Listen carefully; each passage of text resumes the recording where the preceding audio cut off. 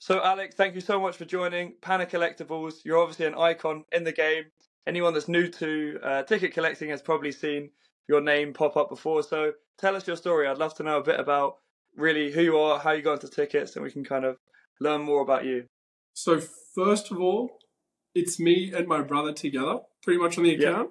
So yeah, we started it maybe 4 or 5 years ago, based in Australia, as you can probably tell by the accent. Yeah, 4 or 5 years ago, got into it from cards and stickers. We transitioned.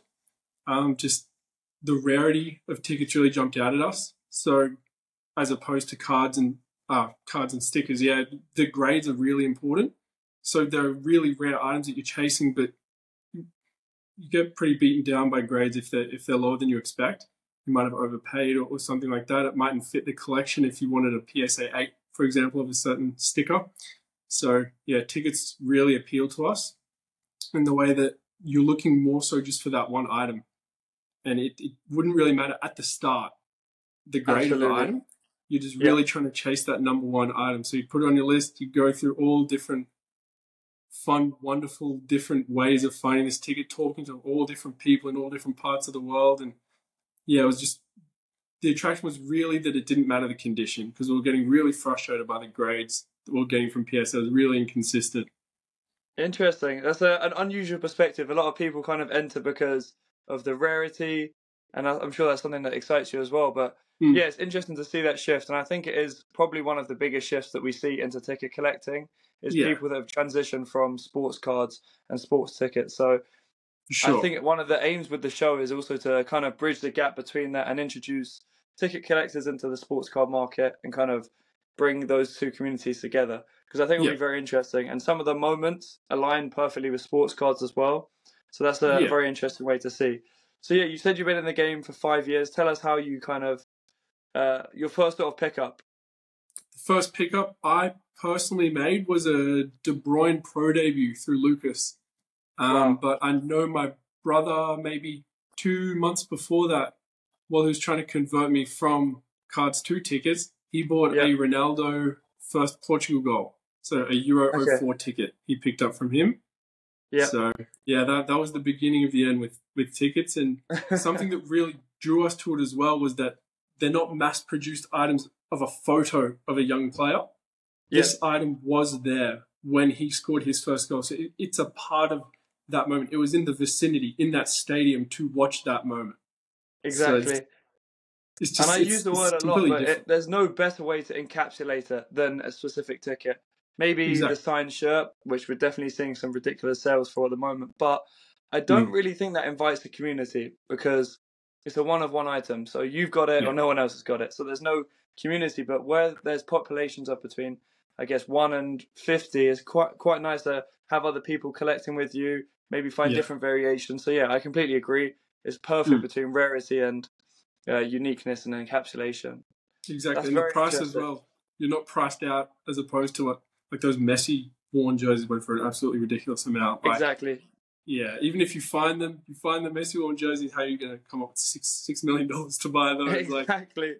Exactly. And for me, I love the buzz, the excitement of finding a gem. Of course, you're never going to find a Messi worn jersey, I don't know, on eBay or something cheap. Whereas tickets, you do have the occasional kind of moment where something pops up for a few quid and you're happy. I mean, those moments, and we spoke with Lucas about this in the previous one, are slowly dying out. It's becoming more difficult and people 100%. Are more aware, but there's still avenues. I mean, there's examples of, I've been looking into like the first ever Chinese player to play in the Premier League, the first ever Chinese debut in the Premier League, and different avenues, and you can pick up stuff really cheap. So that excitement is still there. And I think I've seen it with music as well. And this is an avenue I wanted to look into, is the first Michael Jackson Beat It debut, the first time he performed that live. So these are some other cool avenues that if you have eyes on the game, you can find some really cool things. Exactly. And I know it's the knowledge, the research, it pays off. Yeah. So I've actually got a list of questions here which I wanted to ask you. Sure. So I'll fire away.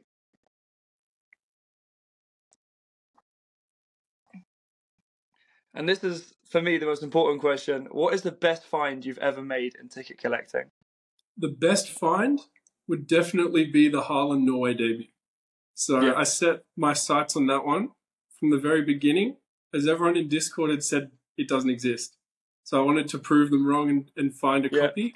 So I went all avenues, everywhere I could try and look for this ticket. So I was looking on local marketplaces in Norway, even in Malta, because it was a Malta reversing Norway. So I was looking everywhere, messaging people from Malta and Norway that went to the game. I was really digging on any marketplace I could find. Even I think I changed my Facebook marketplace location to these areas trying to find these tickets. But I got the breakthrough with a guy who attended the match, and he told me it was 100% e-tickets, but he had actually been invited to the match from the Norwegian FA at the last minute, and they actually gave him a paper ticket at the gate because they hadn't issued him an e-ticket before. So that's how I landed that one. It's probably my best to date, my proudest one that I've managed to track. Yeah, it's definitely a fascinating story, going through every avenue to find it. Did you pay a fair price, or did you get lucky? So I got lucky on that. I think I paid just shipping. Wow. Which is quite lucky. He's a very nice guy. So I learned I was looking for it. Is that still in the PC? It is not, unfortunately. So it's gone. Yeah, it went on Golden maybe a year ago, I think. So that one is sold, unfortunately. So I think I've only seen maybe 3 after that one. Okay. Yeah, I believe Lucas has one actually at the moment on. I've seen him list it for sale. PSA so they 7, do exist. They do exist, but they're not easy to find. Oh, definitely. So if you can learn one of those, it's definitely a safe investment ticket-wise, because not many more are popping up. Straight from the source, I've been told they don't exist. So very interesting. With regards to, you mentioned you listed it on Golden. What are your thoughts on that topic? Is Golden the best place to go if you're selling? There might be some new collectors here that potentially plan to sell some tickets. Do you think it's best to go direct on a Discord channel, Facebook group, Golden, eBay? What are your thoughts on that? Because I've seen some very varying prices. For sure, yeah. So if you have something really special, something like the Haaland Norway debut, for example, if you're being told it's rare by everyone and a ticket that is wanted by so many collectors, you know it's a really special piece and you know guys will bid on it, Golden is always a good option, especially if you're first to market. So if you have that piece, you haven't seen any others, it should fetch a pretty penny if that's what you're looking for. But similar with eBay, actually, if you have something really special, it will be found over time. It's just a bit slower.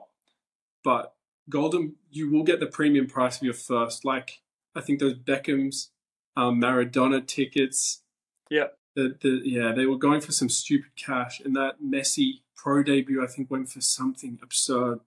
Now they've crashed all the way down, but it's just being first to market. The Porto debut definitely, flew up. Interestingly, though, I caught a sale of I think it was a PSA 1 stub for the official debut. And it only went for about $5,500, which is obviously relatively very cheap, even in today's market. So, there has been some varying sales. We're obviously looking at the auctions now. Have you seen the Pele World Cup debut that's currently up for sale? I have not seen that one. It's a PSA 2, and I think it's up for it's already at $5.5K with 3 days to go. So this is kind of signs that the market is returning. So it's interesting to see that. Yeah, it's good to see. There's also a BGS Hand of God that's at 1.1 after buyer's premium, again with 3 days to go. So there's promising signs. Yeah, exactly. Definitely. So another question I've got for you is, what ticket that you've bought has earned you the biggest net profit in terms of return? So there hasn't been anything crazy, really. So we're more so building a collection than selling what we find. So I try personally not to outlay my own money. I'll only really sell to buy something that I want. So I'll just keep that money fluid within the hobby. Probably for that question, it would just be a Hamilton F1 debut when they were first being sold.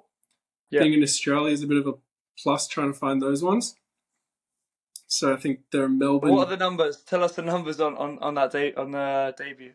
So the Hamilton F1 debuts, don't quote me on it, but it's ballpark.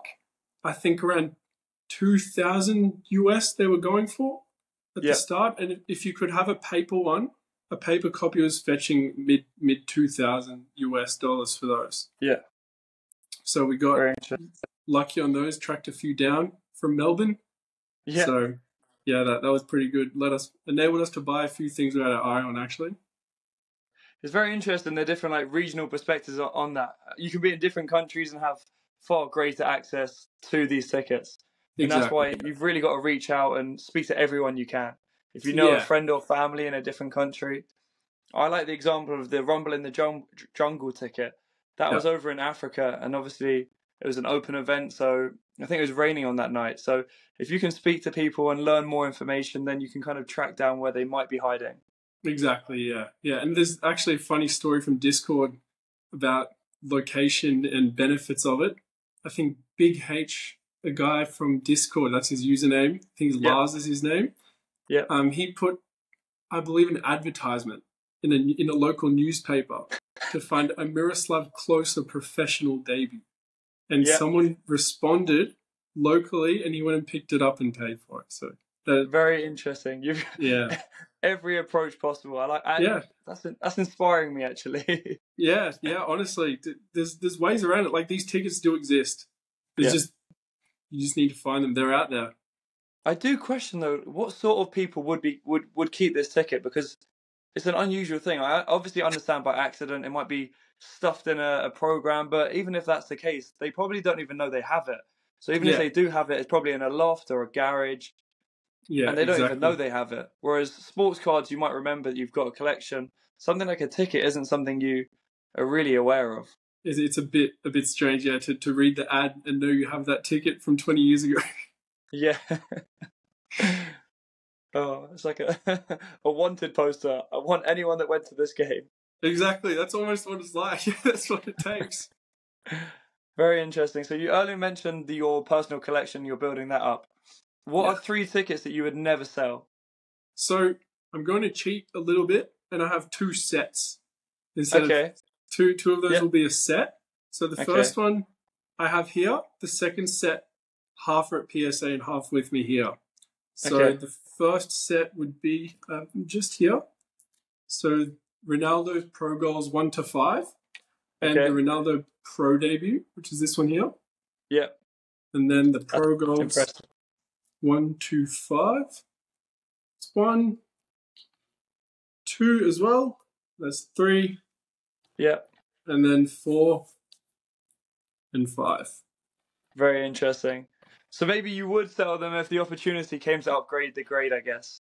If the opportunity was there, it would be tough.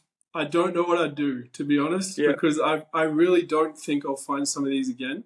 In particular, I think goal number 4 and 5 are tough to find. Yeah. Interesting. So along with those, I'd have the Pele 1000th goal. Yeah. That's actually a museum piece. Exactly. I'm not sure if you saw, I put that in the Discord a few months back. Exactly, yeah. At the Maracanã Stadium, I think they have that in a little presentation, a little box. Yeah. And some kind of words underneath explaining this from the 1000th goal. So it's good to see that they're being appreciated. They put a little shrine there for it, which is nice. Yep. And then in third place? The third place, I'm not sure many people know I've been doing this, but it's been a project over the last 2 years now. But I've been trying to build every goal from Pele at World Cups. Jesus. So I've just finished that maybe a month ago. Wow. Yeah, so all the way from number 1. Is that the one where you have them with you now and some are at PSA? Yeah. So half of those are at PSA. I've just tracked down the last one maybe a month or 2 ago. But yeah, that's all done. So the search is over, and all of Pele's World Cup goals. Thank you.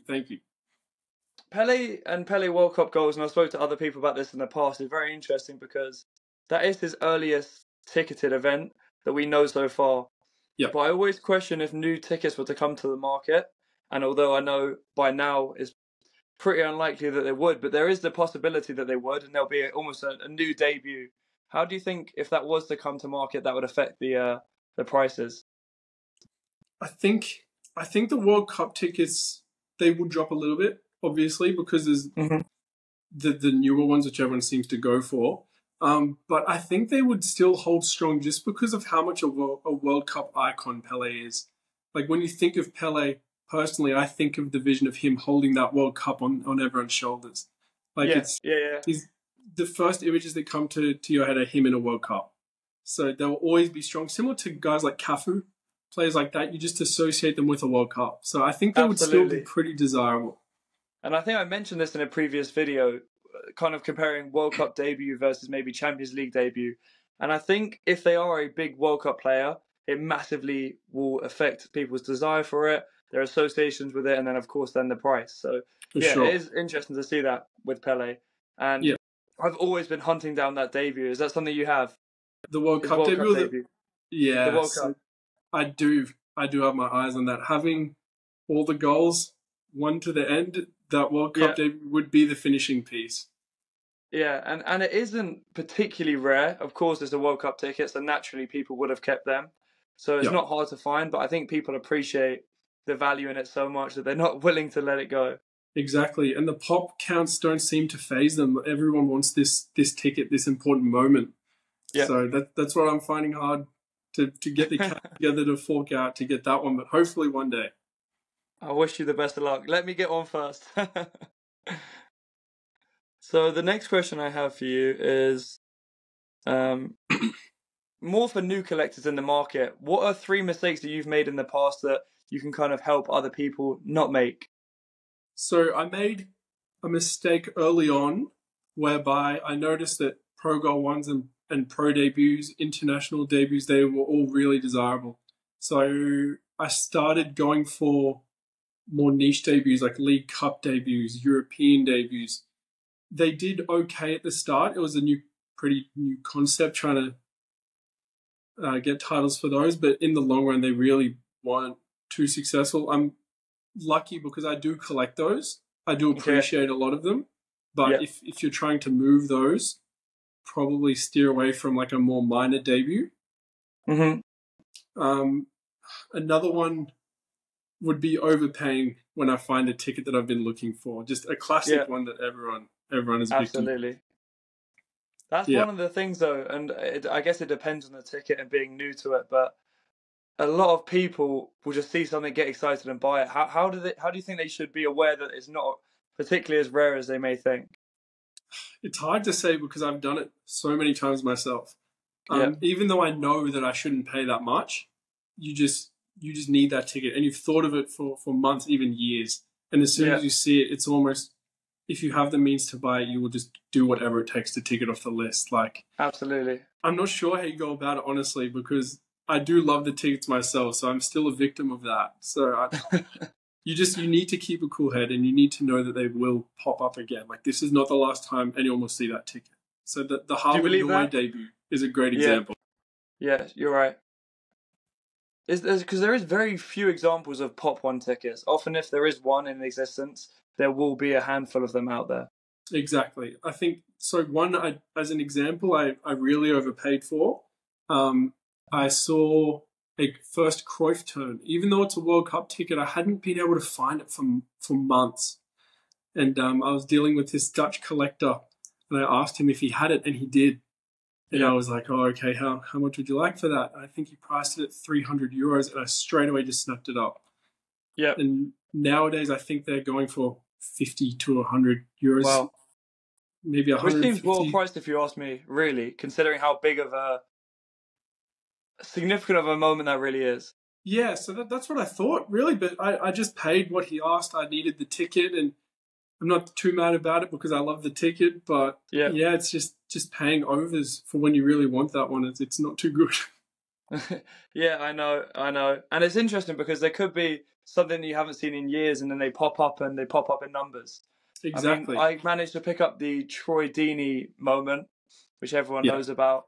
And I hadn't seen one listed for a very long time. And then within the space of maybe 2-3 months, like 5 or 6 popped up. So the first one you pay a lot for, and then you come down and kind of split your cost across exactly them all. For sure, yeah.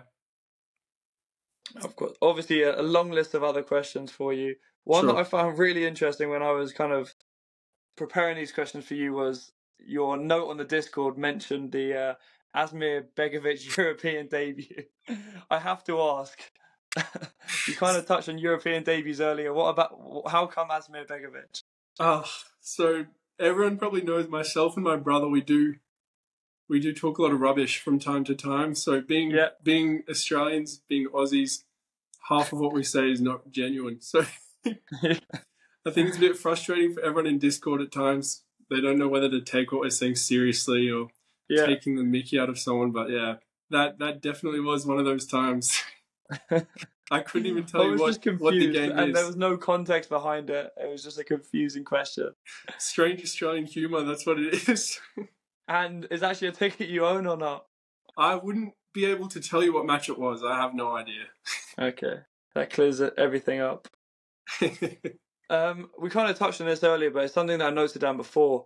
What are the pros and cons of being a collector in Australia?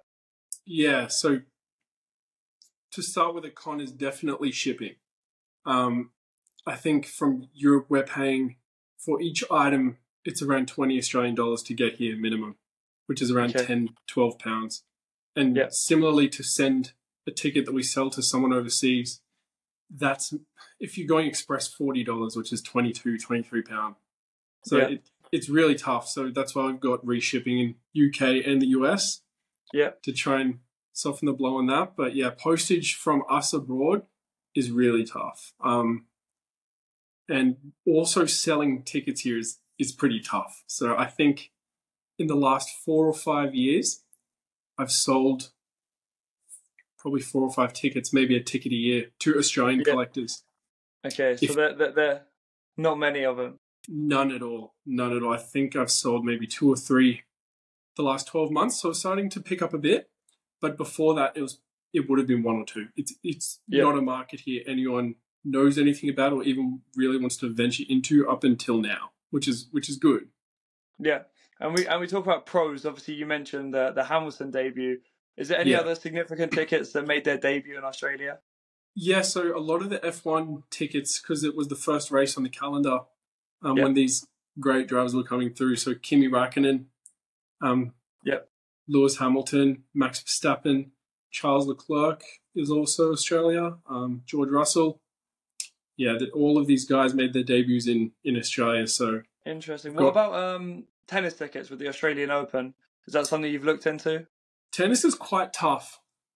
I don't think I've been able to nab any from the Australian Open. It's all e-tickets, very strict e-tickets for the Australian Open. Is that historically or only recently? When did that kind of come into play? Because there are some players. I think Alcaraz made one of his first wins was there, the Australian Open. Yeah, it's for a really long time. A really long time they've had e-tickets. I've never myself. I don't think I've owned one. I don't think I've seen one. I think possibly my brother, who I run Pana Collectables with, has one. I can't be sure, but that would be a rarity if he does have it. I'm not quite sure on that, but yeah, Australian Open's really tough, man. Yeah, interesting. I've always wanted to pick up some of those. Obviously, we're in the UK, so we have Wimbledon. So it's pretty easy if you go on the day to go kind of hover around Wimbledon train station or outside the grounds, and people give them away for fun. But the interesting thing with tennis is it's a very affluent sport, and these final tickets are worth like £10,000 retail face value. Yeah. So for someone of that wealth to go in, they're not really willing to give a ticket out because it's probably got the name on. They're conscious about a barcode that they think you're going to track them with. Of course, not the case, but these are things that people think of. So the supply isn't as easy to get a hold of as people may think, especially compared to football tickets, which more people collect. Yeah, exactly. Yeah. And another pro before we move on is definitely local marketplaces. So things like Trading Post and Gumtree. I'm not sure if you're aware of those.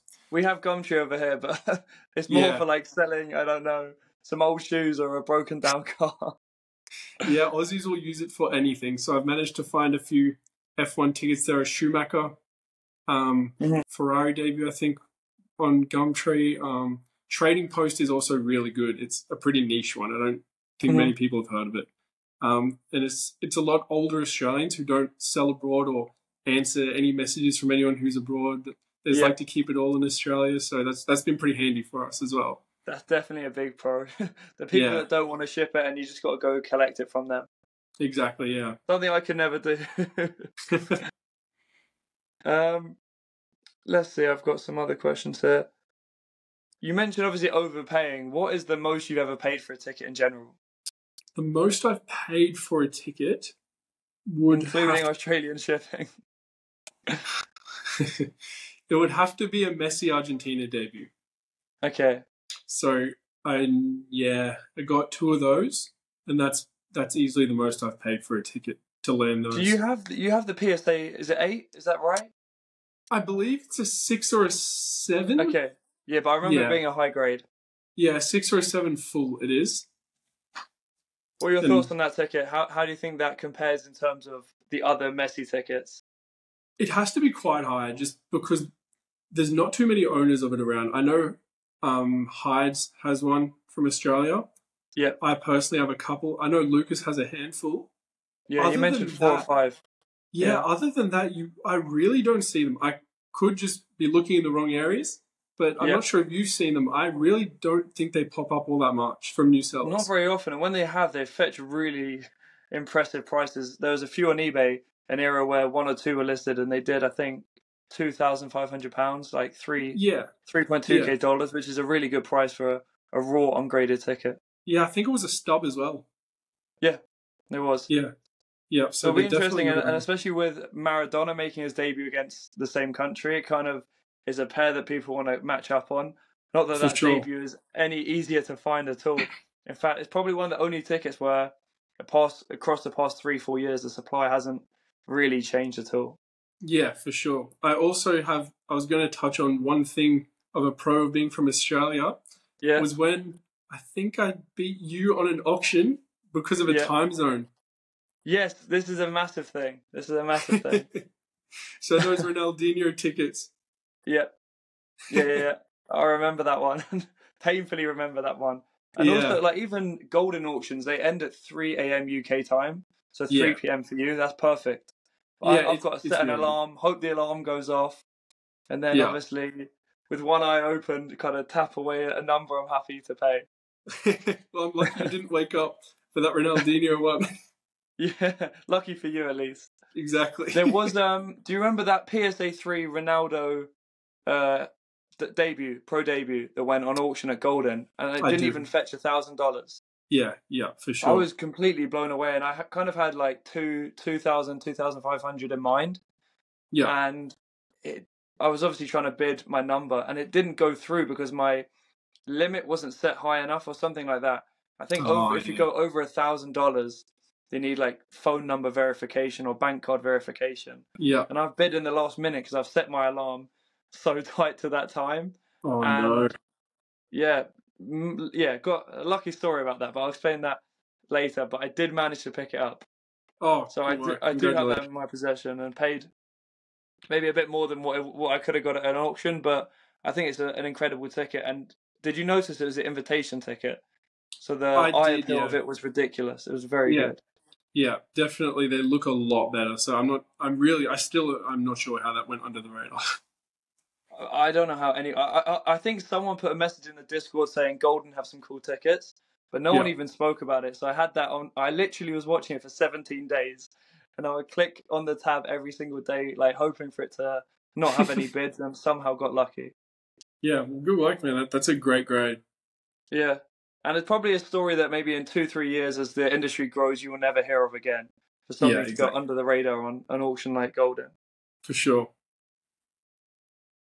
I mean, that's all the questions I really had down. There was also one for, again, just thinking about new collectors as they enter the hobby. What is like one key tip you'd give any new collector? So, I probably have a couple. Grades are very important now on tickets. Mm-hmm. As more are being found at the start, it was more so just trying to find the ticket. If you can, be careful of the grades if you intend to grade it. So just be mindful of the condition, how it will grade, because that will really affect if you want to sell or even keep, because we all want a high graded ticket. Yeah. So, really be mindful of that. As they become more high in demand and supply, people want to differentiate, and the grade is now the easiest way to do that. Exactly. Yeah. And quite ironic that it's come full circle that you collected tickets because the grade didn't matter. For And sure. now it matters. Yeah, now I'm stuck with all these PSA ones. But And you, I'd say be different as well. So I myself, it would be a year and a half ago now, I think I saw someone had a signed ticket, or some people in the US were starting to get tickets signed. And I managed to tee up with a guy I know he's associated with the Wolves, Wolverhampton. okay. Yeah, so I got a couple signed by Ruben Neves. Yep. And yeah, just trying to be different. Thinking outside the box definitely pays off. 100%. And if you can even get autographs of these guys who aren't known to sign so many items, it really pays off. And you really have to try and be different. Is there, and you probably don't want to give away your tips, but is there any avenues that you've kind of thought of but not really delved into that could be thinking outside the box? Of course, that your brother's not going to kill you for saying. So, funnily enough, we run separate collections completely. So, different contacts, and they don't cross over. So, I don't know the guys he deals with, and he doesn't know the guys I deal with. So, we might offer each other a slot in a signing that we know of and offer it to each other. But that's probably the extent of it. We really run separate collections and different interests as well. But for me, it's guys I know in the UK, so that are affiliated with like signings, or they know some players, or they're at the ground here and there, and I'll just give them a few items, try and get something signed.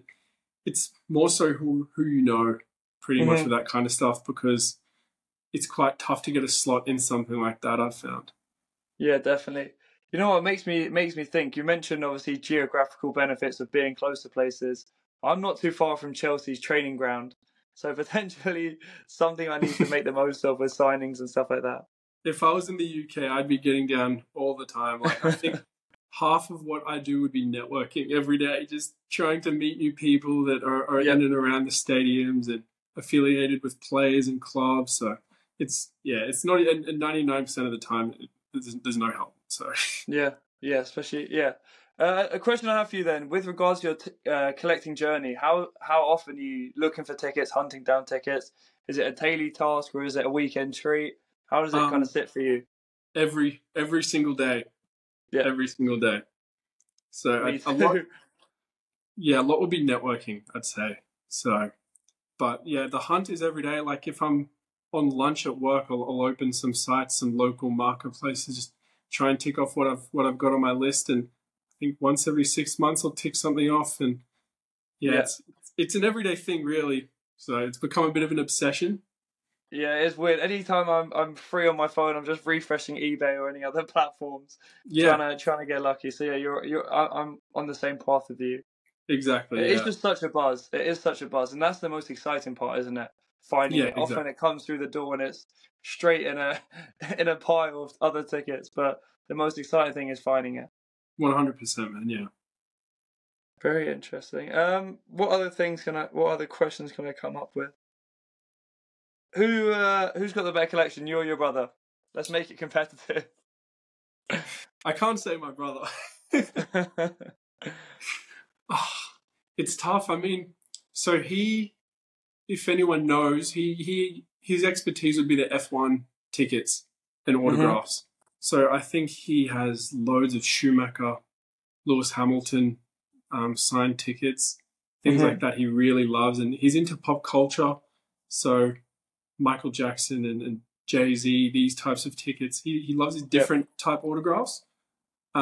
Whereas I go for what I know. So I've watched a lot of football my whole life. So I try and get every good player in the Premier League I'm currently hunting an autograph for. So just completely different. Yeah.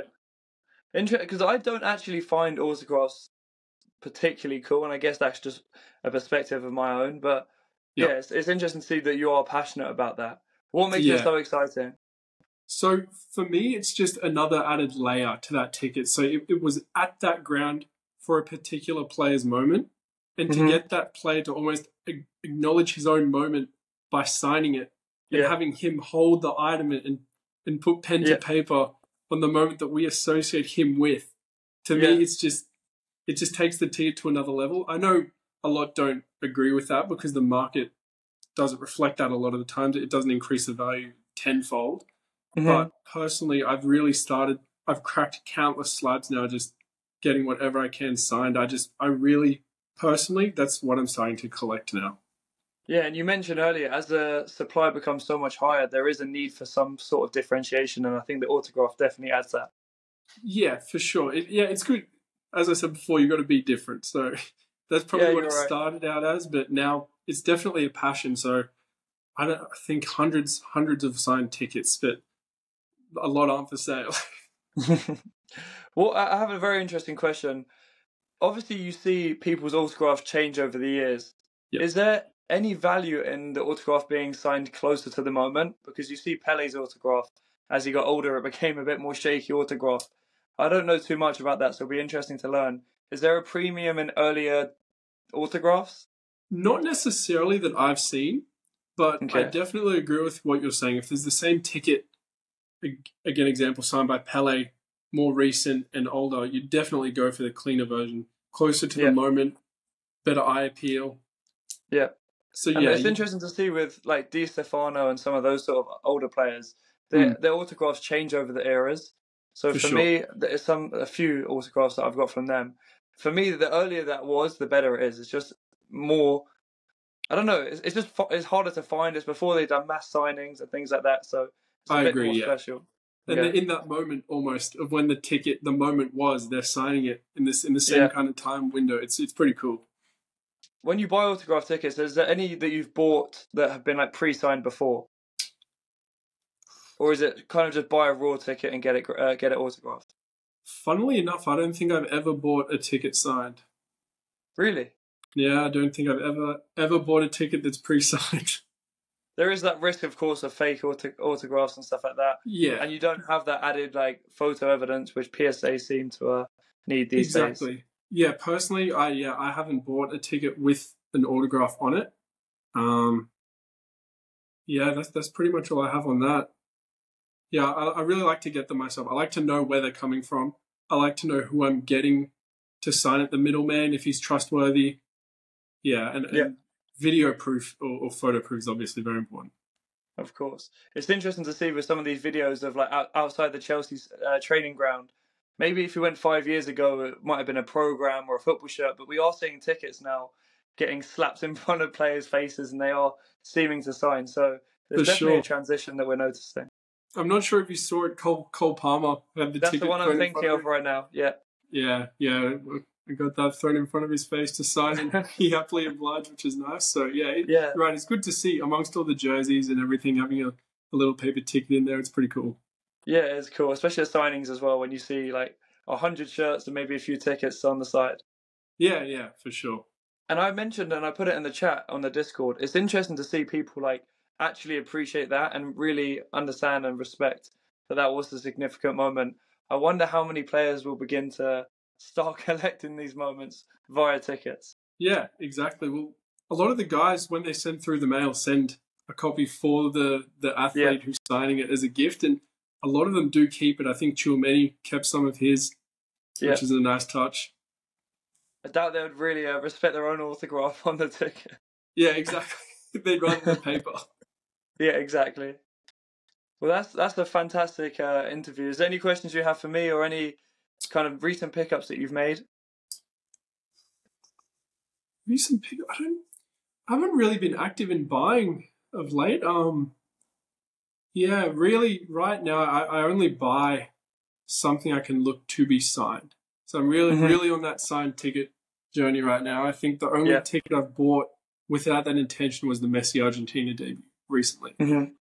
But what was the story behind that one? Was that an eBay find, or how did you manage to grab that?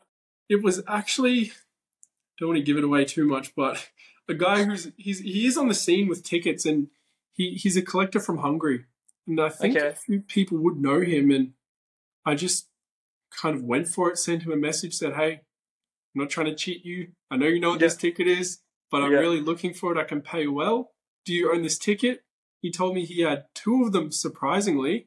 And he said, I won't move them. Sent him a few offers back and forth, and he eventually sold one. Yeah. And then I went back to him maybe 6 months later and said, "What will it take for your last one?" He let Did me you grab know. both of them? Yeah, we made a deal on the last one. Very nice. So yeah, I think it will hold its value very well. Were they fulls or stubs?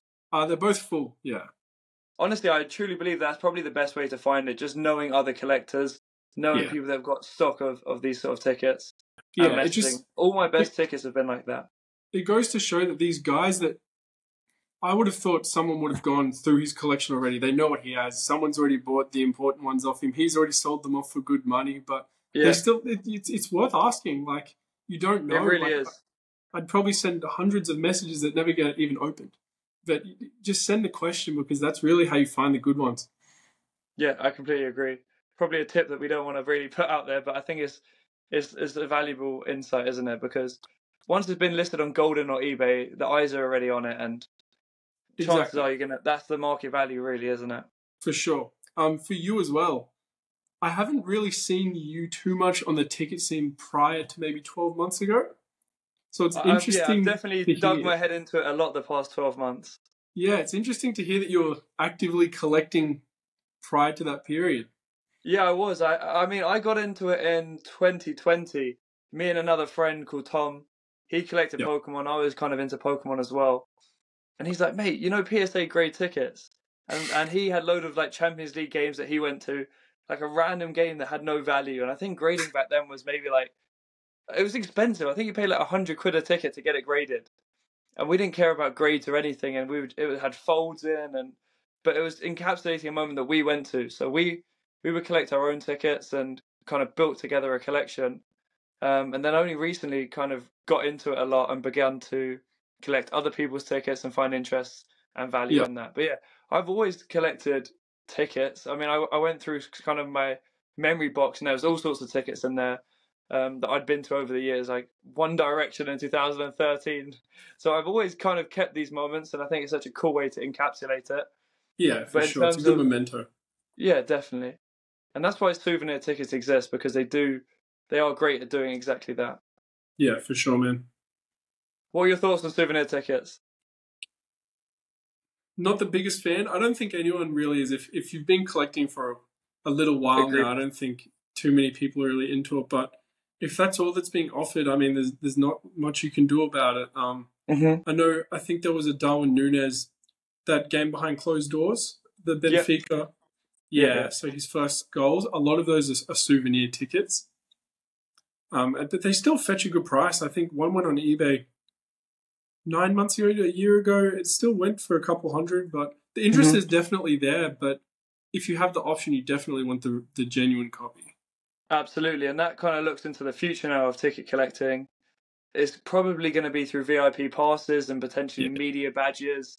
And yeah, again, like you say, souvenir tickets. So we either have the choice to adopt it or make it or not a dying hobby, but a vintage collectible hobby. for sure. Yeah, But again, it makes it exciting with the supply being so low of some of these tickets. It is just more of a buzz. All the old tickets, there was probably 80,000 printed, especially for the '86 World Cup. The supply was 80,000. Of course, most of them ended up in a bin, but the yeah, actual supply is that, whereas the new supply is far far lower. yeah, exactly. And it's funny though, because there might be an 80 odd thousand supply, but some games in particular you just cannot find, and they're worth so much money. I think there's a game from Canada in '86 that's known Mm-hmm. to be extremely rare, which Yeah, I found just very bizarre. But it is weird, and I think like because tourists generally would keep their tickets, and Hmm, I've said this before. The Messi official pro debut. yeah, This was away at Espanyol, but if it was at Barcelona, there would have been tourists from the UK or across the world that might have gone and kept the ticket. But yeah, the for fact that it sure. was at Espanyol and half the stadium was shut, and if you watch the video of the game, there was loads of empty seats. So the supply of that ticket is ridiculously low. Yeah, exactly. Yeah, yeah. It's actually important to watch the videos to see the supply of the tickets. If you can't get the info, especially Yeah, from games in Brazil, for example, like they don't publish. If you're looking for early tickets over there, domestic, they do not publish those attendances. So I had a ticket in with that case, the Kaka Pro Goal one. I'm not sure if you've seen yeah. that one. I haven't seen it, but yeah.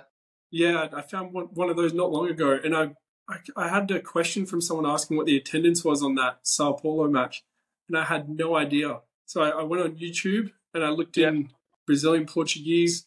I think it's Primeiro Gol de Kaká or something like that. yeah, yeah, yeah, yeah. And there's a little 10 or 20-second clip of Kaká scoring that goal in an almost empty stadium. So it pays to Yeah. research. Well, it gives a more in-depth insight into the rarity of the item. Exactly, yeah. On the note of kind of seeing the footage, that's something I'm kind of delving into now with regards to bringing eyes to the hobby, is matching the moment that happened and then the ticket together. And I Yeah, think by kind of building a story around these moments and then obviously representing what happened, I think it's an interesting perspective and hopefully brings more excitement around the hobby. for This is sure. something that I noticed, obviously kind of really getting into the community was only about 2.5 years ago. So for me, um, that was something that lacked entertainment. Do you know what I mean? There's no, I'm on it every day. I'm always refreshing eBay or whatever, so I'm always involved in it. And there Yeah, is no yeah. sense of like involvement or hearing other people's stories. So having this platform now is incredible in doing that.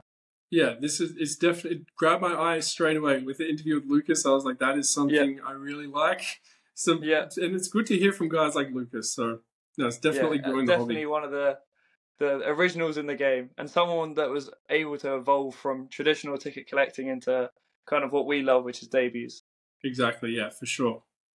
I mean, he's got 15, 16 years of experience in just buying and selling tickets, so he's Yeah, seen everything. it's ridiculous, and it's crazy. I couldn't believe it when I first chatted to him. I thought he was the god of tickets, like the Godfather. Insane. I'd send him a message because I don't even think I was in a Discord chat back then. But I'd Uh-huh. just name players. Do you have this debut? Do you have this debut? Every single time you pull out Yaya Toure, Kevin De Bruyne, I was like, okay, awesome, I'll take them all. Yeah, Lucas is amazing. We speak a lot on Facebook, and I've Yeah, never yeah, seen anyone like, you can see like active now. He's active yeah. now every hour of every day, Oh, he loves and it. his replies are very quick. So he's definitely someone that I respect a lot. He's always helping, giving estimations of value, price predictions, and stuff like that. So Super definitely one of helpful. the yeah. Anyway, Alex, it was a pleasure to meet you. Thank you so much for joining the show. You too. I Thank you, really man. appreciate your time, and hopefully you can share some more of your pickups over the years. Will do. Awesome. Thank you very Thank much, you man. so much, Alex. Appreciate your time. Cheers. Thank you. Take care. Bye bye.